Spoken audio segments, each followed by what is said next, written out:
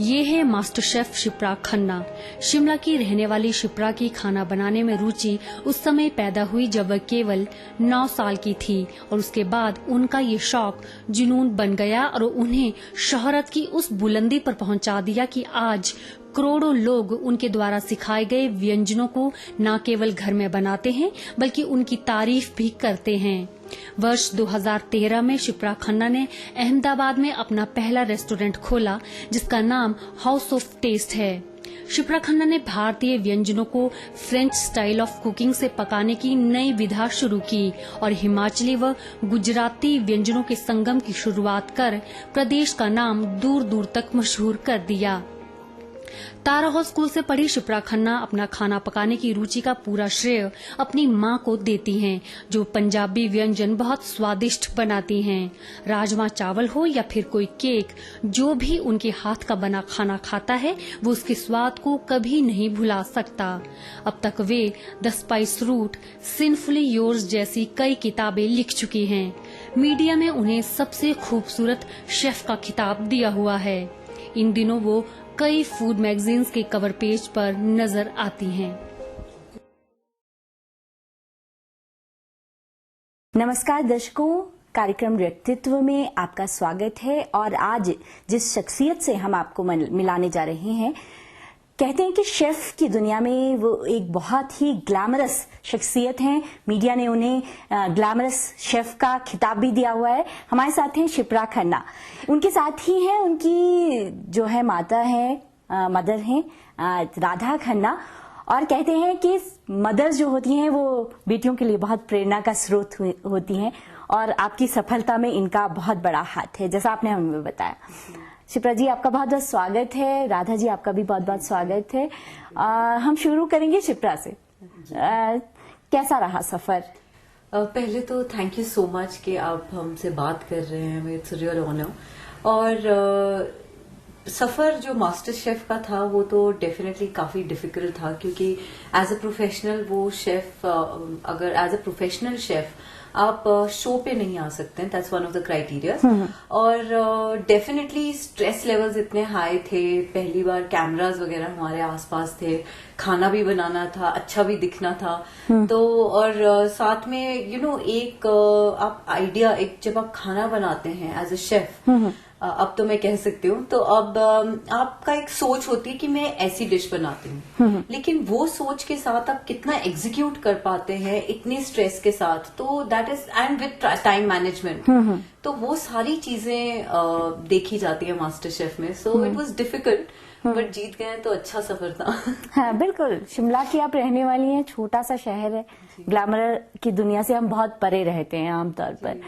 पहली बार जब कैमरा देखा तो कैसा लगा?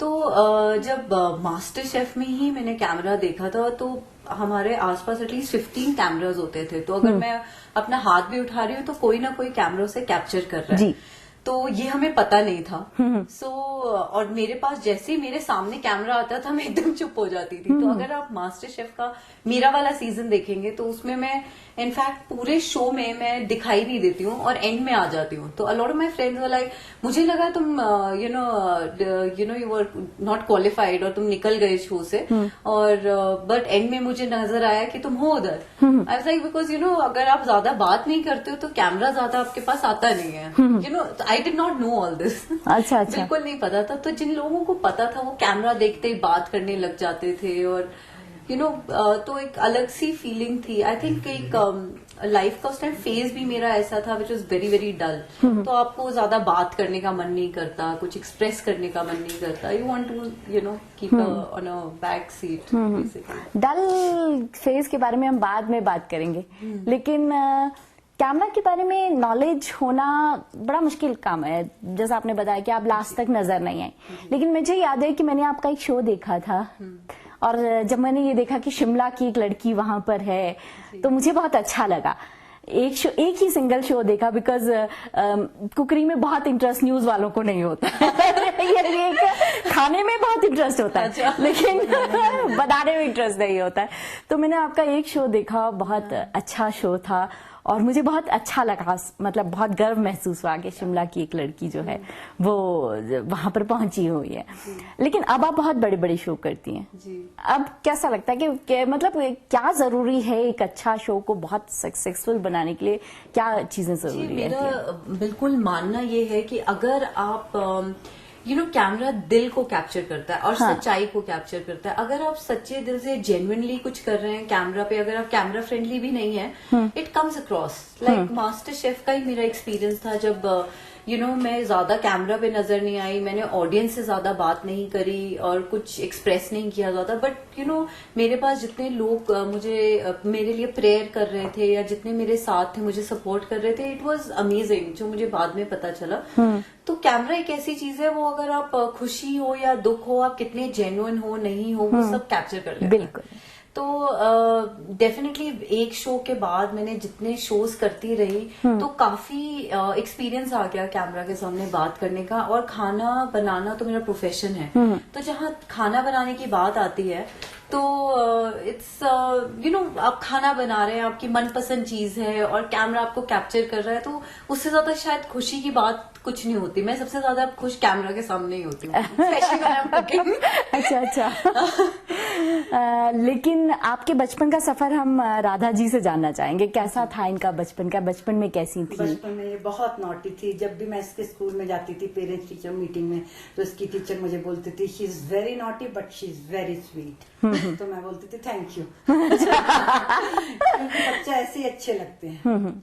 और आप लोग जानते हैं जैसे पंजाबी घरों में खाने पीने का बहुत शौक होता है। बिल्कुल होता है। तो ऐसे हमारे घर में स्पेशली मेरी मम्मी भी बहुत अच्छा कुक करती थी, और मैं भी मतलब मेरे हस्बैंड ने बोला हाँ सब्जी बहुत अच्छी बनी है, तो मैंने बोला आज मैंने उल्टे हाथ से बनाई है, देखो कितनी अच्छी बनी है। अच्छा। तो जब इन्होंने मुझे पूछना कोई चीज अच्छी बनी है, आज तुसी उल्टे हाथ नाल बनाई है? मैं कहती नहीं, तो आज तो मैंने सीधे हाथ से बनाई है। But she is a very good cook. कि जो मैंने कुकिंग सीखी है, आई थिंक जो बेसिक प्रेरणा है वो मेरे को इनसे ही मिली है, क्योंकि she is a fantastic cook. मतलब जब भी मैं यहाँ पे शिमला आती हूँ घर पे अपने, तो मैं तो बाहर खाने का मेरा मन ही नहीं होता है। इनफैक्ट सारे मम्मा के फ्रेंड्स आ जाते हैं and they all like oh ये तो इतना अच्छा खाना बनाती है वो। मैं कहा थैंक गॉड मेरे साथ मास्टर शेफ में नहीं आ गए। तो कंपटीशन होता। कॉम्प्लीमेंट्स में कहती है इसको कांग्रेस करो क्योंकि इसकी बेटी ने ये बनी है मास्टर शेफ, सीखा तो उसने इसी से है ना। बहुत सारी मेरी फ्रेंड्स ऐसे बोलती हैं। हाँ, शिप्रा हम बात कर रहे थे कि कब इंटरेस्ट पैदा हुआ कुकिंग में आपका? तो मैं लगभग 9 साल की थी और ऐसे किचन में अलाउड नहीं था मुझे जाना। तो जब भी घर पे कोई नहीं होता था तो मैं किचन में घुस के कुछ ना कुछ बनाती थी। Not that it was the best dish, but खाने में जो भी नजर आया सब कुछ इकट्ठा मिलाकर I used to come up with something.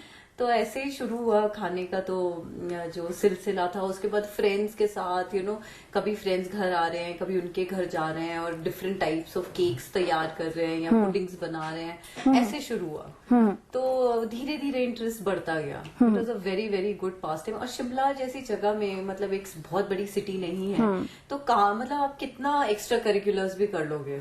तो जबकि I was in dancing, debates on stage, but वो हो गया। That was sports, I was in gymnastics, but उसके अलावा आप घर पे क्या करोगे छुट्टियों में या कुछ भी। तो cooking was a very good pass time. वैसे तो मैंने देखा कि क्योंकि इन्होंने पंजाबी घरों की बात की, तो पंजाबी घरों में लड़कियों को बड़ा कहते हैं कि भाई आप खाना बनाना सीखो, कल को आपकी शादी होनी है। है ना, मतलब छोटी छोटी बातें। क्योंकि मेरी जो मदर हैं वो पंजाब से हैं। तो वो मुझे क्या सिखाती थी, किस तरह से कहती थी, तो आई कैन वेल इमेजिन कि किस तरह से पेरेंट्स कहते हैं कि भाई जैसे मेरी मदर कहा करती थी कि संडे वाले दिन ब्रेकफास्ट तुम बनाओगी। मतलब ये एक रूटीन होता था। तो ताकि तुम्हें पता हो कि गैस कैसे जलाते हैं, कितना टाइम ब्रेकफास्ट, किसी चीज में कितना टाइम लगता है। ऐसे ही वो मुझसे बहुत बात कहती थी कि खिचड़ी बनाओ। अच्छा। तो मतलब आपको वो किचन में इन्वॉल्व कर लेती हैं, पंजाबी मदर्स होती है। जब पढ़ती थी ना तो रात के टाइम हम हमारे पास आती थी, मैंने आज बटर टोस्ट बनाए, really it was so good ना। मेरे से वैसे बटर टोस्ट नहीं बनते जैसे ये बनाती थी। अच्छा।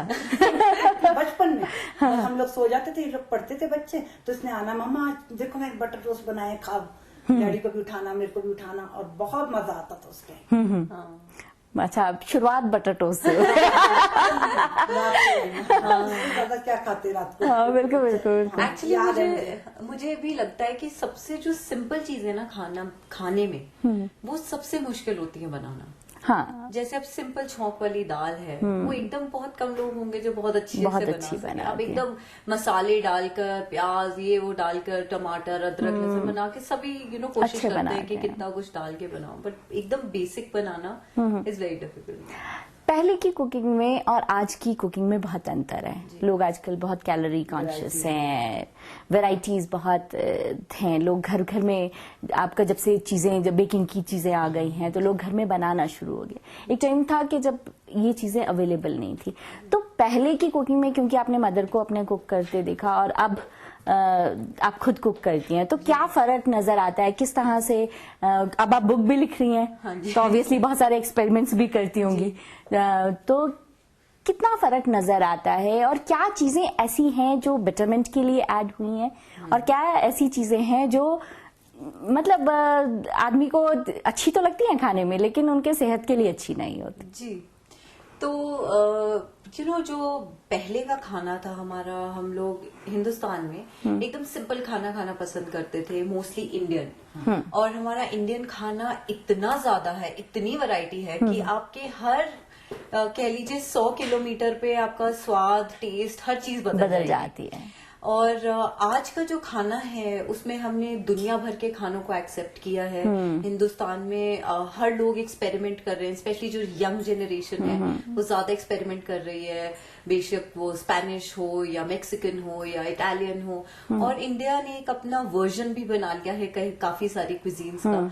और डेफिनेटली मेरा जो शौक था बचपन से, मैं कुछ अलग ही बनाना चाहती थी। मतलब क्योंकि मेरी मदर बहुत अच्छा खाना बनाती थी, तो I was never interested in just कि कुछ भी बना दिया। मुझे लगता था कुछ स्पेशल बनाओ। तो मेरे फादर हमेशा मुझे काफी सपोर्ट रहा है उनका, और काफी पुश करते हैं। तो उनको भी ना फैंसी चीजें खाने का काफी मन होता है, तो कहते हैं कुछ फैंसी बनाओ। तो वो उस चक्कर में ना मैं काफी सारी एक्सपेरिमेंट्स करती थी पहले से। और ऑफ कोर्स बुक में और मास्टर शेफ में भी मेरे काफी सारे फ्यूजन्स बहुत ज्यादा हिट हुए हैं। काफी रेस्टोरेंट्स और काफी होटल्स में गई हैं वो recipes. So it's very good. बहुत अच्छा लगता है कि अब हिंदुस्तान भी खुल रहा है कि हाँ ठीक है, अब दूसरी क्विजीन है वो भी आ जाए और हम वो भी खाएंगे। So it's the world becomes a smaller place. और बाहर जब मैं जाती हूँ तो वहां पर भी मैं जब देखती हूँ कि लोग हिंदुस्तानी खाना पसंद कर रहे हैं, तो मुझे भी अच्छा लगता है। हाँ, कि दुनिया छोटी होती जा रही है। बिल्कुल बिल्कुल। एक फीमेल के लिए, बिकॉज हम मास्टर शेफ में बहुत नाम है संजीव कपूर का, बहुत सारे और नाम अगर हम देखा जाए तो बचपन से संजीव कपूर को हम देखते हैं। बिल्कुल, उनके टीवी शो सब लोग देखा करते थे। तो एज अ फीमेल अपना एक, कहते हैं कि शेफ का जो वर्ल्ड है, क्योंकि नाम भी अगर आप देखें तो वो बड़ा मेल सेंट्रिक जैसा लगता है कि भी शेफ है ना। ऐसे में फीमेल का अपनी जगह बनाना, हालांकि कुकिंग घर में सारी फीमेल्स ही करती है, लेकिन उस वर्ल्ड में अपना जगह बनाना कितना मुश्किल है? जी, बहुत बहुत मुश्किल है, क्योंकि जो फील्ड ऑलरेडी एक मेल डोमिनेटेड फील्ड है, जहाँ पे जैसे आपने कहा शेफ संजीव कपूर, जो कि मेरी मम्मी भी बहुत बड़ी फैन है उनकी। तो और मेरे ख्याल से सारी मम्मी नहीं, तरला दलाल मैं बहुत फैन हूँ उनकी, बहुत बुक्स पढ़ती हूँ। बिल्कुल बिल्कुल, है ना। लेकिन बाकी लोग इतने मशहूर नहीं हो पाए। लेकिन फिर भी एक शेफ, आप अगर कभी किसी होटल में जाओ, आप कहो कि मैं शेफ से मिलना चाहता हूँ, एक मेल आएगा आपके पास। कभी आपको फीमेल कभी नहीं आएगी। आप बहुत अच्छा कभी 5 स्टार में खाना खाते हैं, आप बहुत सारी जगह पर, जैसे मैं बहुत फॉरेन ट्रेवल भी करती हूँ, तो मैं कहूंगी यार आज तो बहुत अच्छी, कभी कोई इंडियन खाना खिला दे तो दिल करता है कि भाई बहुत जबरदस्त, देखें कौन सा शेफ है। तो मैं कई बार, जैसे मैंने चाइना में कोशिश की कि शेफ से मिलने की, तो एक मेल आया आपके पास, है ना। कभी एक फीमेल से मेरा शेफ से वास्ता नहीं पड़ा एक होटल में, तो दैट मीन्स कि it's a male dominated field. तो ऐसे में एक फीमेल शेफ को जगह मिलना, उसको मशहूरियत मिलना, मतलब वो मशहूर होना, और उसकी बुक्स भी बिकना, क्योंकि आपकी बुक्स बहुत बिकी हुई हैं, ये आपने बताया। तो कितना मुश्किल है उस जगह पर बनाना? जी, बहुत ज्यादा मुश्किल है। मेरे को लगता है कि जिस भी फील्ड में जो मेल डोमिनेटेड फील्ड है, वहां पे अगर लड़कियों को एक शुरुआत करनी है करियर की, और सिर्फ देखिए अगर जैसे मैं इस फील्ड में आई हूँ एज अ शेफ, वो मैं सिर्फ अपने लिए नहीं हूँ, मेरी आगे आने वाली कितनी जनरेशन्स को मैं चाहती हूँ कि गर्ल्स आगे आकर शेफ बने और ये प्रोफेशनली ये करियर बनाए अपना, एज यू नो प्रोफेशनली लें शेफ को, अपना कलनरी स्किल्स को। तो definitely it takes a lot of effort, a lot of hard work, बहुत ज्यादा मेहनत लगती है।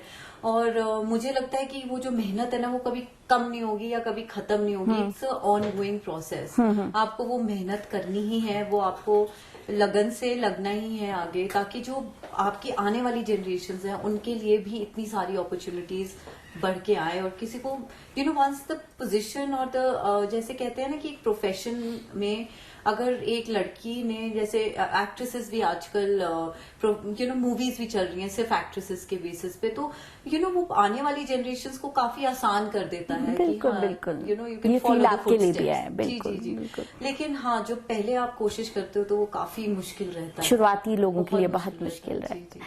आपने इनका सफर देखा है राधा जी, जब ये बढ़ रही थी आगे तो कैसा लगता था? जैसे मतलब जैसे पहले तो ये नहीं पता था कि मास्टर शेफ बन जाएंगी। तब तो हम सांस रोक के देखते थे कि हाय अब कौन, अब किसका आएगा, कौन नंबर होएगा, कौन सा पोजीशन पे आएगी मेरी बेटी।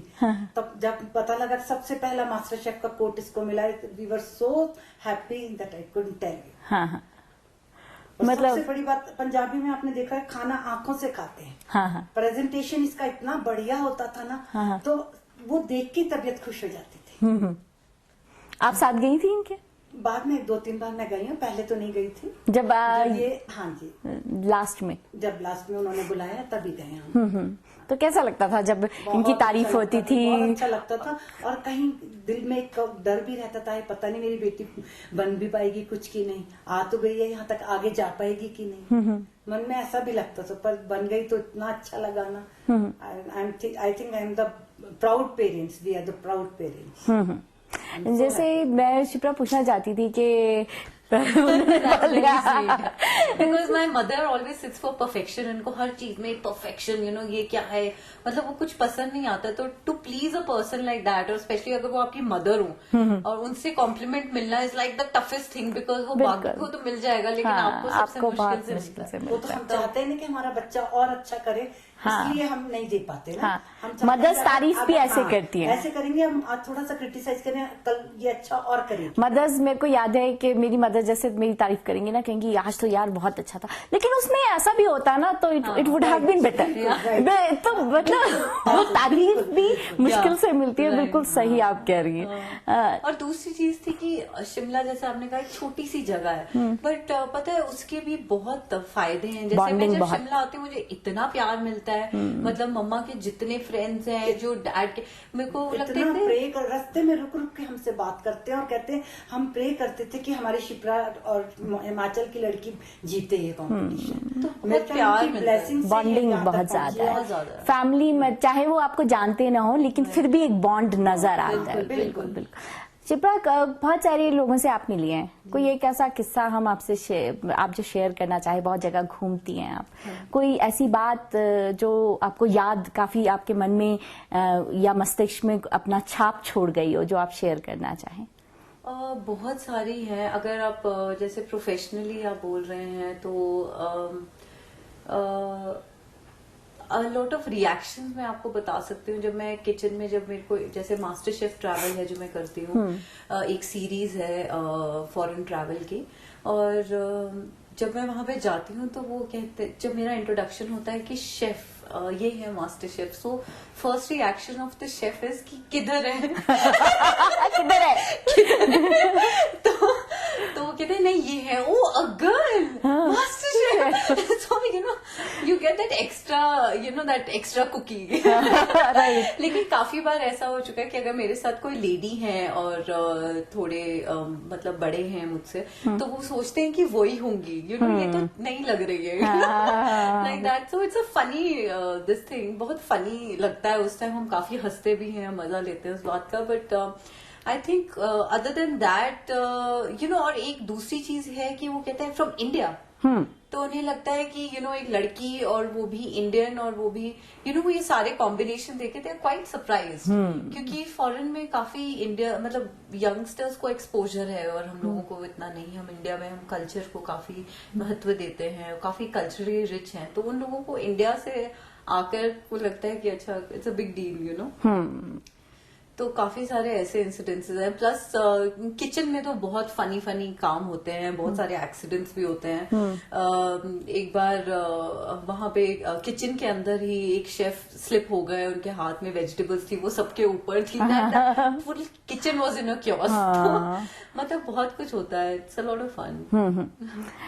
आपके बारे में आपने बोला कि बहुत ही नॉटी थी, हम किस्सा सुनना चाहेंगे। नॉटी लड़कियों के बहुत सारे किस्से होते हैं। इतनी पुरानी बातें तो नहीं दिमाग में स्ट्राइक नहीं करती, तो उसके बाद इतना कुछ देख लिया इसने, तो वो ज्यादा मेरे पर सुपर एक्सपोज हो गया। बाकी तो I tell you my naughty this thing, because हम सारी फ्रेंड्स बात करते रहते हैं और आई वॉज रियली नॉटी। मैं लगती नहीं लगती हूँ ना। नहीं अब कैमरा के सामने तो नहीं कहना पड़ेगा। तो बट बचपन में एक्चुअली बहुत नॉटी थी, तो मुझे ना हमेशा मेरे टीचर्स जो थे वो मुझे प्रिंसिपल के ऑफिस के बाहर खड़ा कर देते थे, and that was like a hell of a thing, because हमारी जो सारे प्रिंसिपल्स हमारे सिस्टर्स होती थी, हाँ सिस्टर्स थी और स्कैंडिनेवियन नन्स थी ना, वेरी स्ट्रिक्ट। उनके ऑफिस के बाहर खड़ा होना मतलब the principal knows your name. इतने बड़े स्कूल में आप उधर पता है उनको कि this is Shipra Khanna standing. तो अब अल्टीमेटली मेरे को इतनी बार वहां पे खड़ा होना पड़ा, almost every class I was standing there. So काफी टीचर्स ना उनको वो होता था कि she is always out of the class, you know. तो मैं ना वहां से चलनी शुरू हो गई, तो slowly I started walking of. तो टीचर मेरी तरफ आ रही, मैं दूसरी तरफ चलने लग जाती थी। तो one of my teachers she says, Shipra don't you think that I don't know you standing outside the principal's office. तुम चल रहे हो? मैं कहा नो मैम, मैं 7 वाली क्लास में जा रही थी just to pick up some stuff, my sir told me to go. She is like it doesn't matter, I know you standing outside the principal's office. तो वो मेरा ऑलमोस्ट बहुत बार मैं खड़ी हुई थी ऑफिस के बाहर। And anything in the school, अगर कुछ भी हंगामा हो रहा है, anything any activity other than studies, I was always there.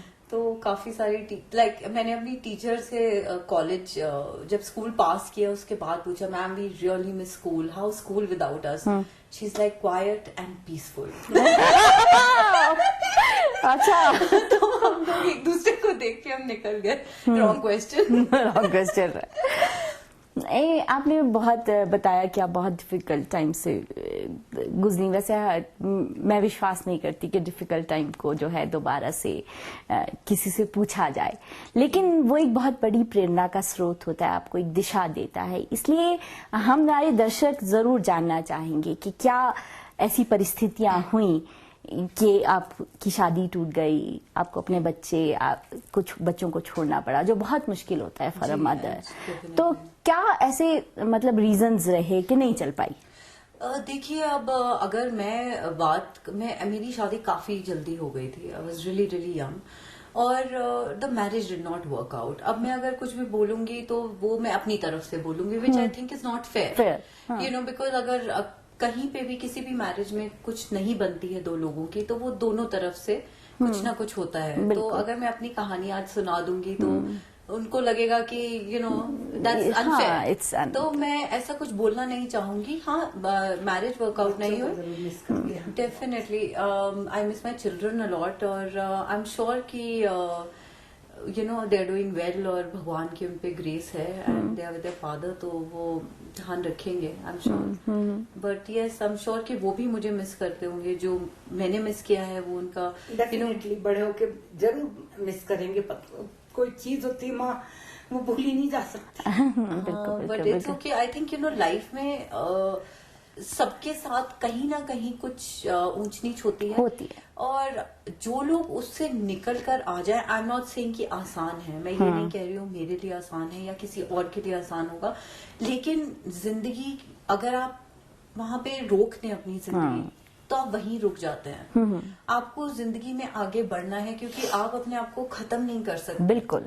और अपना काफी यंगस्टर्स हैं, they give up, never give up, because आपको पता नहीं आगे आपके आगे क्या होगा। बिल्कुल। जब मैं मास्टर शेफ में आई तब मेरा एकदम सेपरेशन ही हुआ था। I was going through very very tough time. शायद उस टाइम मैं बात करते करते भी रोने लग जाती थी। But then I got myself together. ऐसे टाइम पे आप इतने वीक हो जाते हैं, और अगर आप उस टाइम अपने आप को छोड़ दें तो आप बिल्कुल छोड़ दें। बिल्कुल बिल्कुल। But that is not life. उसके लिए हम पैदा नहीं हुए। अगर हम पैदा हुए हैं, भगवान ने हमें एक रीजन दिया है कि आप कुछ अपनी लाइफ के साथ करो, if nothing else. Don't just give up. You should never give up. And that is my motto in life.